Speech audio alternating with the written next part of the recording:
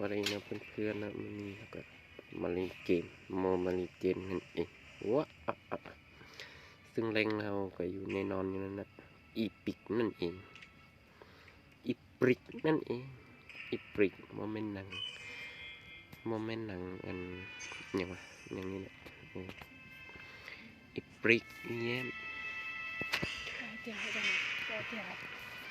หนังอย่างบ้าหนัง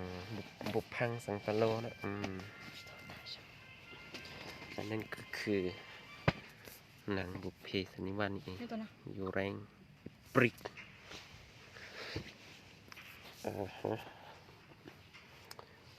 โหมดอีพิกก็คือจะเป็นโหมดที่ว่าเราจะแบนฮีโร่ศัตรูได้ฟังละ2ตัวนะตัวที่แบนแน่นอนก็คือลิงนะลิงแล้วก็ฮีโร่มาใหม่ก็ควรแบน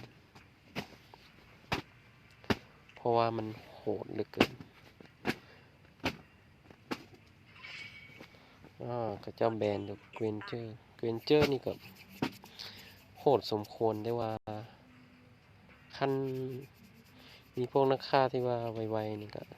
นำมันทันได้เช่นว่ากูซิออนนั่นเองฟังเฮาแบนลิงไปแล้วก็ต้องแบนฮีโร่ใหม่นะฮีโร่ใหม่กับเจ้าก็เนิร์ฟค่ามันลงไหลมันก็บ่ได้เก่งคือแต่ก่อนตอนมาใหม่ๆนี่บ่อยากจะเว้าเลยเนาะเว้าไปแล้วถึกมันซอยไปหลายเถื่อ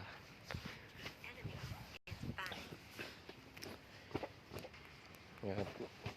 ตอนนี้แบนฟาซ่าฟาซ่ามันก็เจ้าเปลี่ยนสกิลมันใหม่แล้วมันโหดขึ้นนะแต่ก่อนนี่ก็แต่ก่อนสกิลมันก็มีน้อยแน่ลินิกะแต่ว่าเดี๋ยวนี้มันก็โหดไรเตอต่อไปเราจะเล่นโลกบรูโน่นะยิงแล้วส่วนใหญ่ก็บ่ค่อยลิ้นแทงเนี่ยไผที่มักลิ้นแทงอยากลิ้นแทงก็เจ้าก็เอาตัวที่เขาลิ้นประจำไปแล้วนะจอห์นสันบักจอห์นสันฮีโร่ศัตรูนี่ก็ได้ตัวฮีโร่ใหม่คนโหดไปแล้วเฮาก็บ่มีทางเลือกนะเฮาก็ต้องเล่นตัวที่ว่าเป็นไฟเตอร์เอานะไฟเตอร์นี่มันก็โหดนิ้วนี่มาติดนี่เฮาก็จะได้สกินสตาร์นะตอนนั้นเฮาไปยิ่งกิจกรรมเลยได้นะได้มาเสยแบบได้แบบงงๆเขาจะว่าบ่แม่นจบแบบงมๆนะได้มาแบบงงๆกูซิออนนี่แหละมีสกินตัดหกนะโหดจังมีนักยิงแล้วก็ยังซีรีส์นักยิงอยู่นะคนลาวเฮามีแท่งมีนักสู้เอาฟาร์มแม่จะเอานักยิงมาอีกกูซี่ยันลิงเลือกกูซี่ออนใส่กันแล้วเนี่ยนักเวทนักฆ่านักสู้ทีมกับเจ้ากับยังบ่มีนักยิงละพันกับเจ้าว่าเอานักยิงก็เขาก็มีโอกาสที่ว่าน่าจะชนะฮีโร่ไลน์เนาะฮิโซแล้วมึงเนาะแล้วก็ฮีโร่ไลน์กับโซนะเฮ็ดคือเนี่ยจักหน่อยเอามีดฟาดก็มาเอากีตาร์ฟาดหน้ามันมาคือตัวฮีโร่อันคิมมี่เป็นฮีโร่ที่ยิงไปแล้วก็แล่นไปนะคันว่ามันแล่นไวเขานำประทันอีหลีบ่มีใครออกดับฟาร์มเลยฟาร์มเอาคือมาติดที่จริงมันเป็นนักสู้เขาบ่จำเป็นต้องออกฟาร์มแต่ว่านี่บ่มีนักฆ่าที่ว่าออกฟาร์มนะเขาก็เลยออกดีกว่าเขาจะไปฟาร์มได้ไวอันท้ายไวคือกูสิออนฟังกลกันข้ามหันกับบ่ไหวนะแต่มันก็ฟ ฟาร์มได้อยู่เพราะว่ามันก็ถึกแน่นักสู้เนี่ยใส่สู้แล้วก็ถึกนะเครื่องแทงเครื่องโจมตีแต่ว่าก็เป็นเลสลี่ในออกโจมตีอย่างเดียวนะไม่ออกเกราะป้องกันก็บ่ได้นะแต่อันตรายก็คือนี่ตัวอันตรายจอห์นสันฟังศัตรูนั่นเองเราต้องระวัง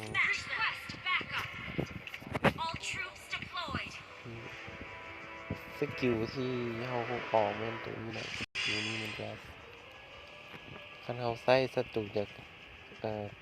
ถูกควบคุมมันปามานี่เราต้องระวังมันปาได้เรื่อยๆตรงนี้นี่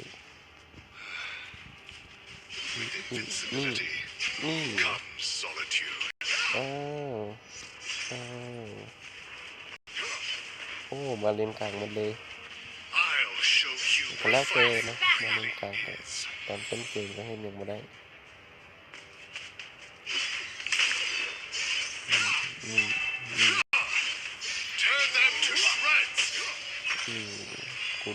กูต้องได้บัฟฟ้ามันช่วยอย่างถ้าเป็นฮีโร่ที่มีมันหน้ามันจะให้เพิ่มมันหน้านะแต่ว่ามาติดมีมันหน้ามันบวกเพิ่มแหละแต่ว่ามันก็ช่วยได้นะครับคนฟาร์มเอาวิต้าฟาดไปเรื่อยๆถ้าได้เวลซีไวก็ได้เปรียบไวนะถ้ากูซีออนได้เวลซีนี่ลำบากนะฆ่าศัตรูได้เลยทำเป็นวินเป็นนะนี่เราแบบมาเรื่อยๆที่จริงกูซีออนเขาก็มีสกิลเป็นสกิลสตาร์แต่ไม่อยากโดนสกิลนะเขาลิงต่อ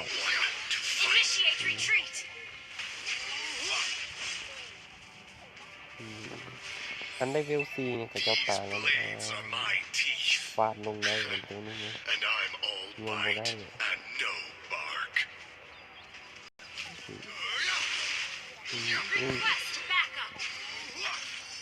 กูมันยากเยอะคือถ้าค่อยลิ้นภายในยากค่อยนำค่ามันดีแค่ฟังใจนะเอาฟาร์มที่ได้แล้วมันยากนี่โอ้จอนมาดูโอ้มีอันนี้รอดเลยนะรอดโอ้ยทำเอ้ยมันจะเป็นย่านฟาร์มนะมันแค้นตีนี่ว่าเป็นยังจังได้เอาขึ้นก็ได้หมดเลยพวกจอห์นสันถ้ามันไปกับไปกับโอเด็กนี่มันต่ำปุ๊บโอเด็กเปิดอันตีปุ๊บตายนะทันทีเพราะว่ามีทั้งเวทของจอห์นสันเน่เวทของโอเด็กเน่โคตรโหดมีการคอมโบที่แบบโคตรโหดเลยโอ้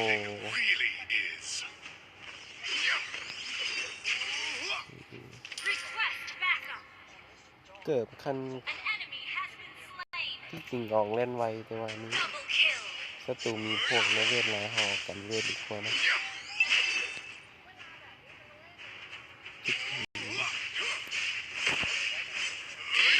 ที่จริงถ้าออกอันอื่นกันมันจะมีประโยชน์กว่าฟาร์มด้วยนะมีมันมีแต่ฟาร์มนะครับจำเป็นต้องฟาร์ม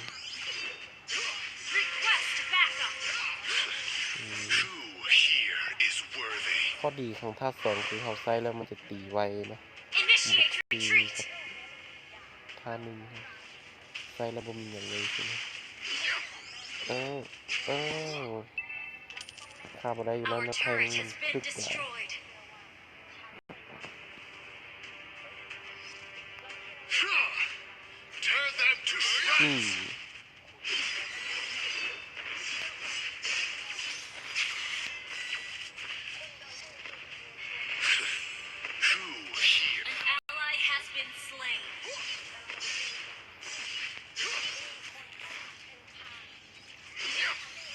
have นี่ slain an ได้ enemy. ค่าเสย An ally has been slain. Your team destroyed a turret. อันตี Double ไป kill. นี่แน่ Mega kill. สะใจตีไวคือเพราะว่าตีทั้งวันเลือดแต่ก็น้อยนะเขาใส่อันตี Request มันจะ backup. ได้อีกแค่หนึ่งนะใส่ได้เรื่อยๆใช่ไหมขั้นศัตรูเลือดน้อยเขาก็ใส่ได้เรื่อย Request backup. ๆฆ่าไปมีศพนะฆ่าไป2อันนี้ฆ่าแต่ละจีไงหาก็ฆ่าไปโอ้ลืมความจำสั้นเลยแต่หักเคยยาวเลย Request backup. มุกติดสาวเลยครับออกดาบตัวนี้นะโจมตีดาบตัวนี้มันมีอย่างดีเลยมีหลายอย่างนะตีกระแหงนะ70 บวกเวลาเขาใส่สกิล2มันจะเพิ่มเลือด I will show you what fighting really is โคตรโหดนะมาติดตอนมาติดมาใหม่ๆเลยไส้เอาแทงว่ามันโหดโคตรจะโกงมันยากฟาร์มกูเมิดสู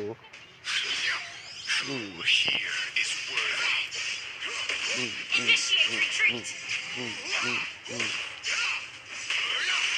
โอ้ให้กูเกิดเด้อสูฆ่าสูหมด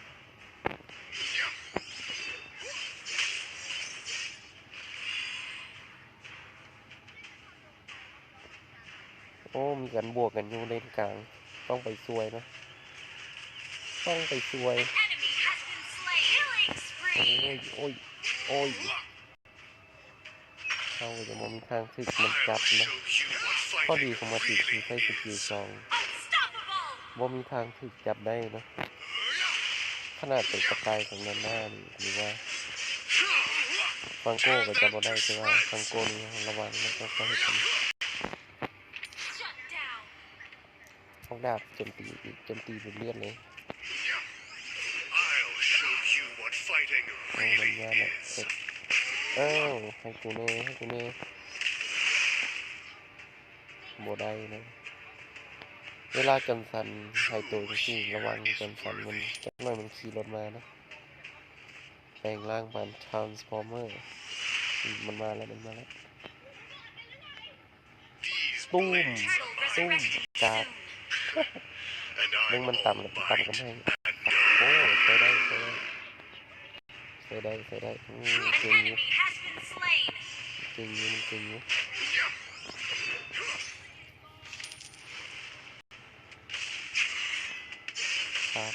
ฟาร์มเต่า An ally has กูได้ slain กะ the turtle. An ally has been slain. เกมนี่จะขาดเลยแล้วมีที่ Initiate มีแต่ retreat. พวก An มัน enemy has been slain. An enemy แท has ง been จะจบ slain. จบข่าวนะน่าจะจบตีทั้ง Your team destroyed a turret. Mega kill. นี่ Double เลย kill. เห็นบ่คอมโพสปกติเล่นไวแล้วก็ยังใส่อันตีได้เทนนึงนะคันว่าเขาใช้ถึงจังห Our วะ turret has been destroyed. เอาให้กูยากตีไว้ตีโคตรแห้งเลยครับ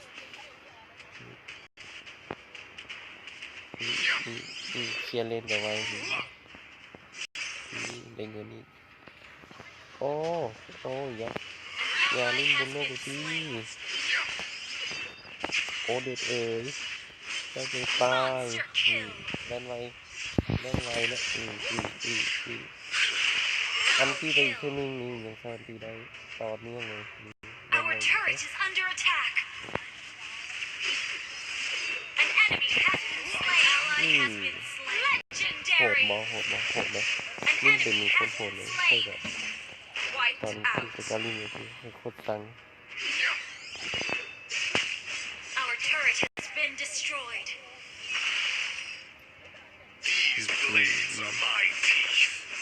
คือเจ้าน่าจะสู้เขาไม่ได้นะเตะแบบประมาทไม่ได้นะเกมคืออย่างที่ว่าประมาทไม่ได้เหมือนที่มัน Your เป็น team ติดล็อก destroyed a turret. กำมาตี้กันเลย ไปเหยียบอันตัวเวทมัน Lord มันก็ resurrecting เขาก็แล่น soon. ซ่านไปไสนำบ่ทันเนาะมันแล่นไวเขาออกป้องกันนะเขา An โหดแล้ว ally เขา has ป้องกัน been กันเว slain. ทศัตรูจะมีเวทเป็นส่วนใหญ่ครับออกกันเวทไปเลยตกสิบนี่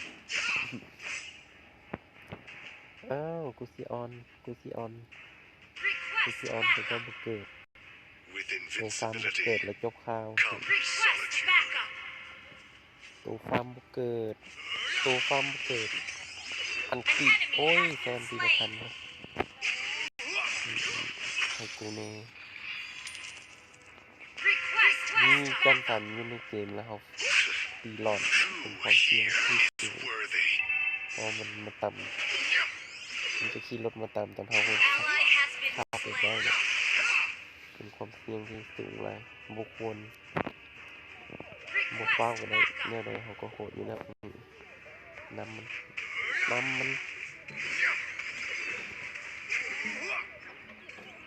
มัน I'll show you what fighting really is. รอด An enemy รอด has ดี been slain. The worst thing in the world. Having no one. You destroyed a turret. เขาเกิดแล้วนะ An enemy has been slain. Double kill. เข้าไปในป้อมกับบ่ตาย An เกิดตายนะ enemy has been slain. ความทุกข่าวมันก็เจ้าเห็นอย่างบ่ได้ประมาณนี้ My wrath.